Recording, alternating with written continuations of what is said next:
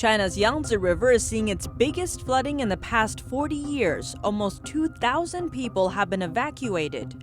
And for the first time in decades, floodwater reached a famous giant Buddha statue's toes.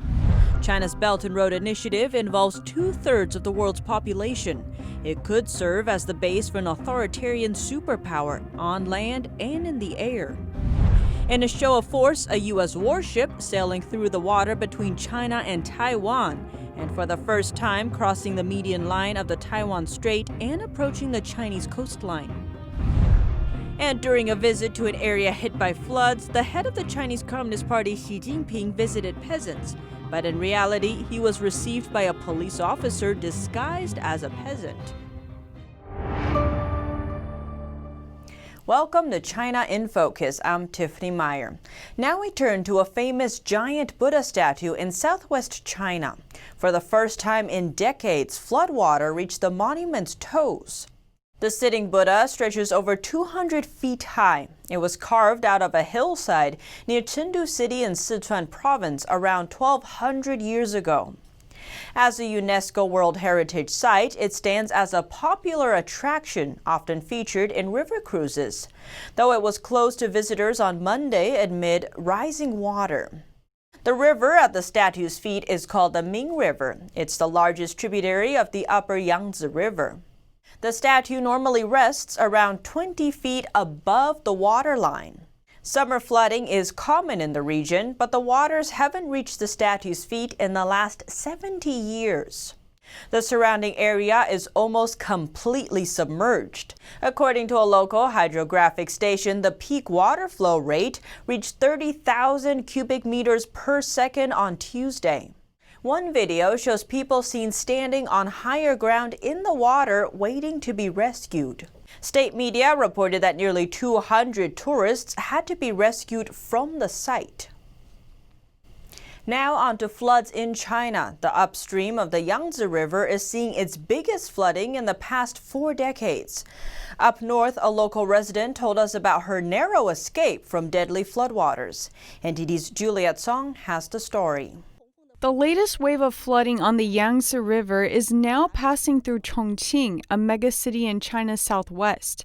And for the first time ever, local authorities raised the flood emergency response to its highest level. Floodwaters submerged many areas in the city, from the waterfront walkways to its landmark building, the largest dock in the city. Residents moved their belongings through the water. Inside the city stands a ruler that measures the height of the floodwaters. It's almost 700 feet above the ground level. An internet user posted a photo of the ruler, now submerged in water, only showing the ball at the top. Up north in the northwest Gansu, a resident recounts a narrow escape from floodwaters. To protect her identity, we have given her a pseudonym and distorted her voice. If we didn't run away as fast as we did yesterday, we could have died inside our home. Wang said the water was over 6 feet high and submerged her entire home. I ran for my life, and I didn't get to bring my belongings, not even my money. She knew a couple that were washed away by the flooding. One of Gansu's most famous ancient towns is also submerged in floodwater. Juliet Song, NTD News. Floods have been battering China's southwest and northwest. But strangely, Communist Party's head Xi Jinping has been visiting the southeastern province of Anhui since Tuesday. Anhui was among the worst-hit provinces in July, but now the farmland there has re-emerged. According to Chinese state-run media, Xi visited local farmers during his trip. One photograph shows him meeting with this woman and child. But netizens soon discovered another photo of hers, this time wearing an official uniform. The woman is actually the deputy captain of a public order group, part of Anhui Province's Public Security Bureau, the same region he visited. In an interview with Radio Free Asia, former political science teacher at Beijing's Tsinghua University, Wu Qiang, said this situation is a common one in China. He explained that for inspections by the regime or high-level authorities, such performances are actually commonplace. In the past 8 years, we have seen that almost every time a CCP leader went to conduct an inspection, a similar situation could be identified afterwards. Although the situation in Anhui may have calmed down, floods and other disasters are still raging elsewhere. China suffered a double blow on Wednesday when both a flood and a typhoon hit this country. Typhoon Higgs drenched Hong Kong overnight on Tuesday. That's before coming ashore in Zhuhai, a southern Chinese coastal city, on Wednesday morning. China's National Meteorological Center reported that Typhoon Higgs' maximum sustained movement speed reached nearly 80 miles per hour, while its maximum wind speed near the storm center clocked in at over 70 miles per hour. All schools in Zhuhai City, from kindergarten to college, have been closed. Flights are also suspended. In one stadium, thousands were seen taking shelter in attempts to avoid the storm. Combined with the strong winds, floodwater quickly submerged local streets. Now we turn to Wuhan, the same city where the CCP virus first emerged late last year. Thousands of people were seen packed shoulder to shoulder under flashing strobe lights and with dance music blaring, and no one is seen to be wearing masks. That's during a major pool hosted on Saturday in a Wuhan water park. Back in late January, the same city became the first to go under virus lockdown, leaving streets deserted while residents observed strict social distancing rules. Months later in June, Wuhan authorities claimed to have tested 11 million people within 10 days. Information from hospitals and funeral homes have confirmed that the Chinese regime has been hugely underreporting the country's confirmed cases and death toll. Local authorities said the water park only allowed 3,000 visitors to attend the event, all of whom had tested negative for the infection. But due to the CCP's lack of transparency, it's difficult to estimate the actual risk. Suspicions that the CCP virus never actually vanished from Wuhan persist among Chinese netizens and others. China recently ordered to stop wasting food, and local authorities have responded with various measures. Shanghai has even introduced a reporting mechanism, which has aroused public criticism and directed people's attention to officials using public money for dinner parties and banquets. Earlier this week, authorities of China's biggest city, Shanghai, issued a notice stating that in addition to encouraging restaurants to provide half-dish and small-dish ordering services, the authorities would also establish a means to report on food being wasted, focusing on business, wedding, and funeral banquets. If the people reported do not change their behavior, it would be made public to shame them. Ms. Ma from Shanghai told us normal people have no money to waste food at all. The ordinary people have difficult lives. It makes no sense for them to waste food. Ms. Zhang said only the officials who use public money for dinner parties will waste food. Ordinary people go to cheap places to eat. Generally, they don't eat out. Especially in Shanghai, we don't have the habit of eating out. Eating at home can save money. Only people who use public funds at dinner parties waste food. According to Chinese media, in 2012, more than $40 billion of public funds were used for dinner parties and banquets for officials. On average, over 820,000 public-funded dinner parties take place every day across China. It's a common scenario that after these kinds of dinner parties, most of the food is left over and thrown away. Ms. Ma said it's absurd to try to report on wasted food. The officials with much power and public funds are having extravagant banquets. We ordinary people have no access to those places at all. We can't see it. How can we report it? Mr. Cheng from Shanghai said even when ordinary people can report these officials, the officials will retaliate against them. Reporting by Xiangbin and Zhongyuan, NTD News. China's Belt and Road Initiative now involves over 130 countries and 2/3 of the world's population. It could serve as the base of an authoritarian superpower, connecting economic, financial, and military spheres, as well as an online sector complete with control and censorship. According to the Belt and Road News website, in the post-COVID era, Beijing's power over Central Asia could greatly expand, helping propel it along the fast track towards superpower status. Back in 2013, the Chinese Communist Party, or CCP, adopted its Belt and Road Initiative, a global infrastructure development project aimed at connecting Asia with Africa and Europe. And since its start, China has proudly touted the strategy's achievements, but the regime seems to be using it as a foothold to export its control. China has already used the initiative to trap some participating countries with debt crises. It's done by building infrastructure projects on loan, like roads, ports, and energy networks, for poorer nations. But when those countries become unable to pay back the debt, they're forced to cede control of the finished structures to China. The practice gives China power over foreign regions and is often used in places with strategic value, like port cities. As of last October, over 130 countries in the Asia-Pacific region, Africa, and Europe have already signed on or expressed intent to do so. In addition to road building, the regime is also using the Belt and Road Initiative to construct a state-run banking network. Asian Infrastructure Investment Bank, or AIIB, is one of the main loan providers for Belt and Road construction projects. The bank opened just 1 year after Belt and Road was launched, with the CCP as its main source of funding. Up till now, AIIB has recorded a $10 billion investment total and boasts over 100 member nations, including major Western players like Canada, Australia, Germany, and France. As for financials, most Belt and Road-related transactions are handled in U.S. dollars using SWIFT, a vast banking network used to securely send and receive information. It's the most globally used system and is dominated by the U.S.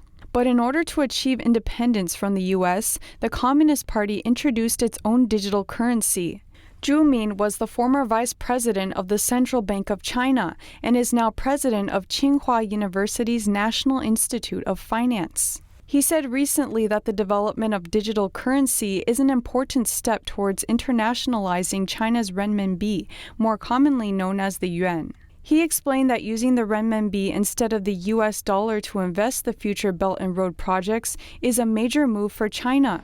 It will play a big role in expanding renminbi-based investments globally. The decision for China's central bank to endorse digital currency was made as a vehicle to progress that goal. Last week, China's Ministry of Commerce announced that almost 30 provinces and regions will launch a project involving digital currency circulation.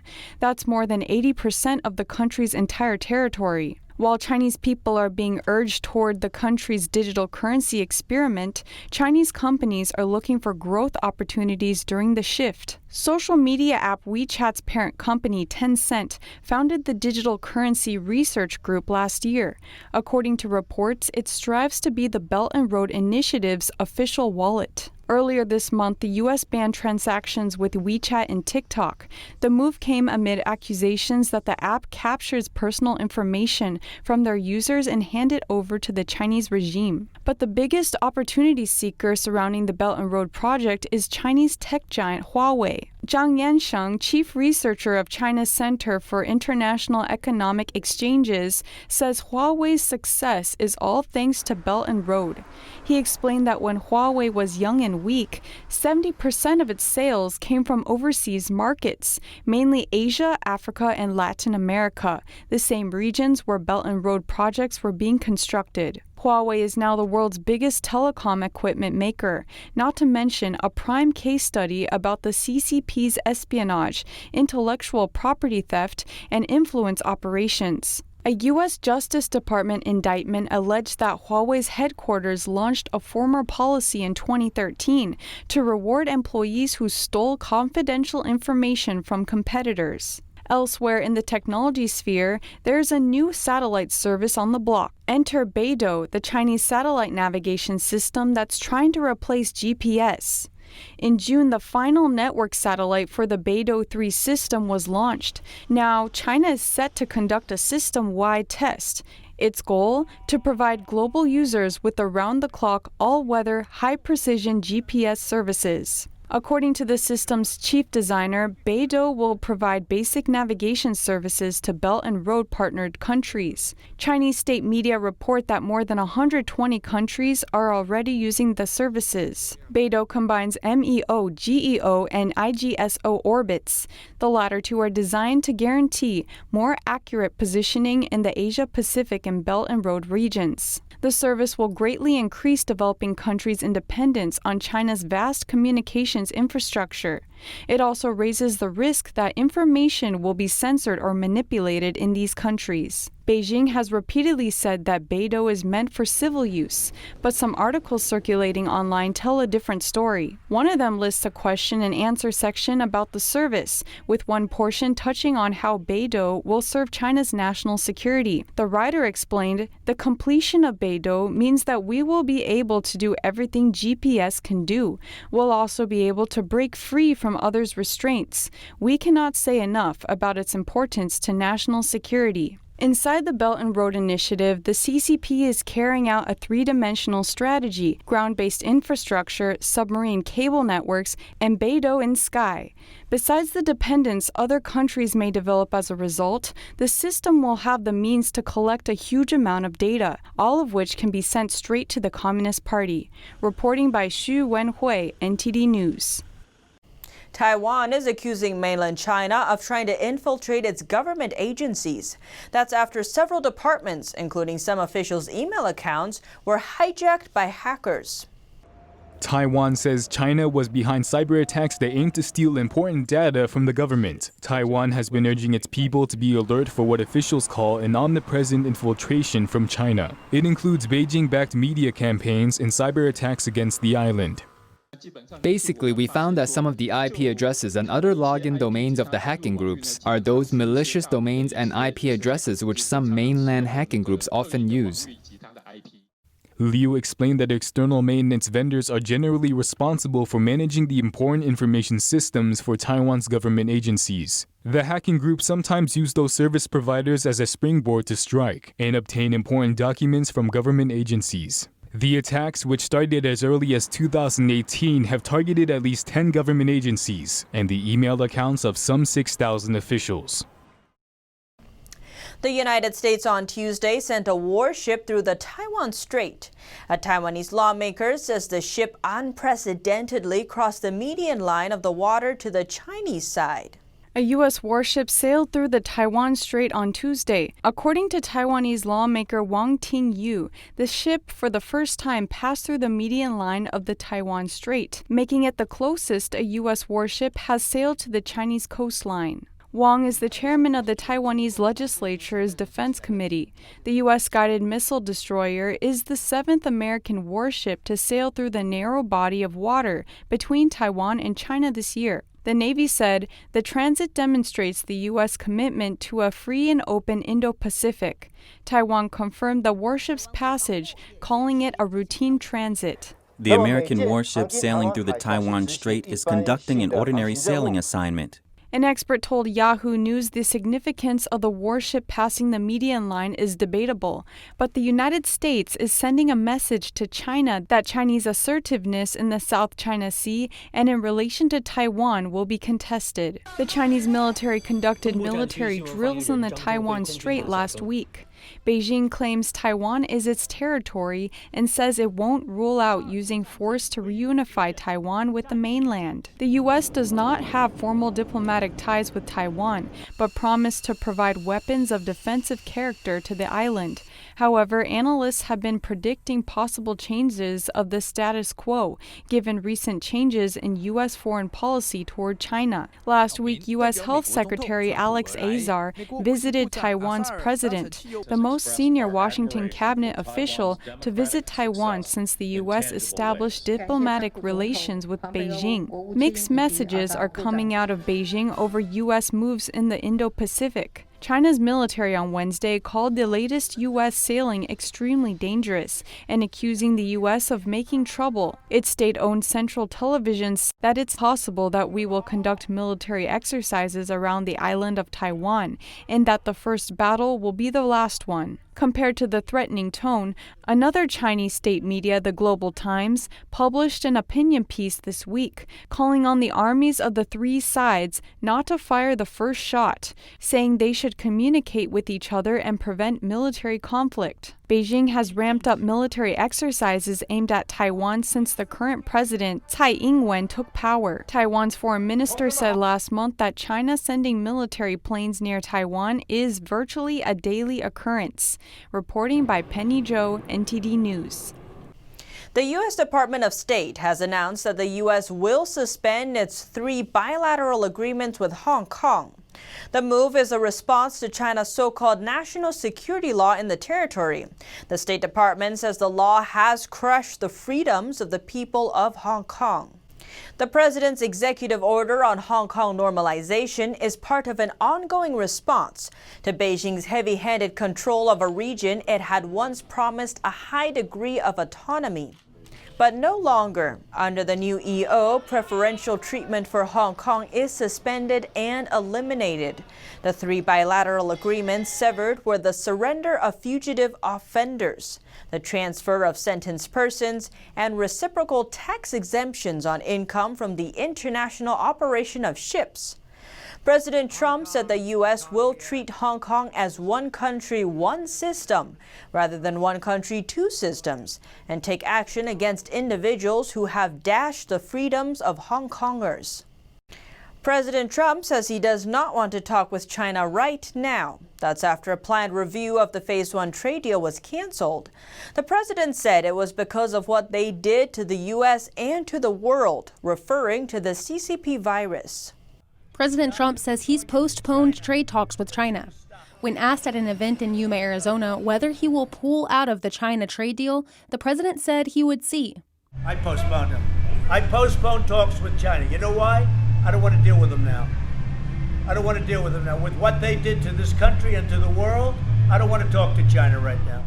The meeting via video conference had been scheduled for Saturday, with Treasury Secretary Steven Mnuchin and Trade Representative Robert Lighthizer meeting Chinese Vice Premier Liu He. According to reports, it was canceled indefinitely as of August 14th. Let me tell you, what China did to the world was not even thinkable. They could have stopped it. They stopped it from going into China, and they should have stopped it. So that's correct. I canceled talks with China. The trade agreement requires Beijing to import $200 billion worth of additional U.S. goods and services over the next 2 years. But China has been falling way short. The president also remarked that if Democratic rival Joe Biden got into office as president, China would dramatically increase its control over the United States. President Trump is taking an increasingly tough stance on China. The U.S. has identified that Beijing's actions repeatedly threaten America's core values. Ecuador is facing another problem with Chinese vessels fishing off the coast of the Galapagos Islands. Now, a number of vessels have turned off tracking systems so that they can't be spotted. Ecuador's armed forces said the Chinese vessels near the Galapagos Islands have turned off their tracking systems to prevent monitoring of their activities. Over 300 ships are still fishing in the waters near the ecologically sensitive Galapagos. Almost half of them have at some point in recent months cut off communications. Some had even changed their names. May I use as an example the fact satellite systems are being turned off, so it's obvious we will not be able to determine their location, where they are, who they are, or where they came from. Ecuador says the fleet has not entered its territorial waters, but environmentalists say this type of fishing allows vessels to take advantage of the abundant marine wildlife in the area. The type of fishing they are doing, we have been able to determine the cold current of Humboldt in particular provides the perfect conditions to fish giant squid. These are known as squid fishing vessels.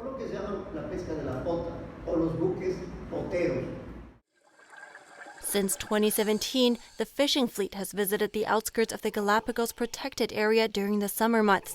The area attracts marine species such as the giant squid or the hammerhead shark, the latter of which is a threatened species. Ecuador is seeking to prevent predatory fishing off its coast. At the same time, the country is avoiding confrontation with China, its largest financier and major market for its shrimp export business. Shrimp imports from Ecuador have recently come under fire in China. Chinese state media reported the CCP virus was found on packaging of imported shrimp from Ecuador. Some Chinese shoppers are now avoiding imported products for fear of catching the virus. Both the World Health Organization and the U.S. Food and Drug Administration say there's no evidence food can be a source of infection. Fear over the risks posed by imported frozen food first rose when the virus was reportedly found on a chopping board in Beijing's Xinfadi wholesale market in June. The vendor had used the board to handle imported salmon. Ecuador is working on a renegotiation deal to restructure its over $17 billion international debt. Part of the deal includes getting new loans from China, over $2 billion by August. New economic advisors to the Ecuadorian government strongly advise against repeating past mistakes regarding China. They agree negotiations with China are important, but not to promise more crude oil. Ecuador has racked up a hefty debt with China throughout the years. A borrowing spree under the Korea administration led to the debt with China totaling $6.5 billion in 2018. Ecuador's largest energy project started taking shape in 2010, largely due to Chinese loans and workers. It's called the Coca-Cola Sinclair Dam. The New York Times reported the dam was to provide a third of Ecuador's electricity and lift the country out of poverty. Instead, the project was disastrous. The dam sits under an active volcano. Its machinery is lined with cracks due to low-quality steel. When workers tried to run it at full throttle, it shorted the country's national grid. Now it only runs at half capacity. But Ecuador still has to pay China. It owes $19 billion for the dam and other infrastructure projects. And China wants it paid in oil, Ecuador's most valuable export. It now has the right to 80% of it. Critics called China's lending practices debt diplomacy. In recent years, Beijing poured billions of dollars into developing countries to help build their infrastructure. When countries can't repay the loans, Beijing then seizes control of their key assets. Ecuador owes China more money than it owes any other country. And that's all for today's China in Focus. Thanks for watching and see you tomorrow.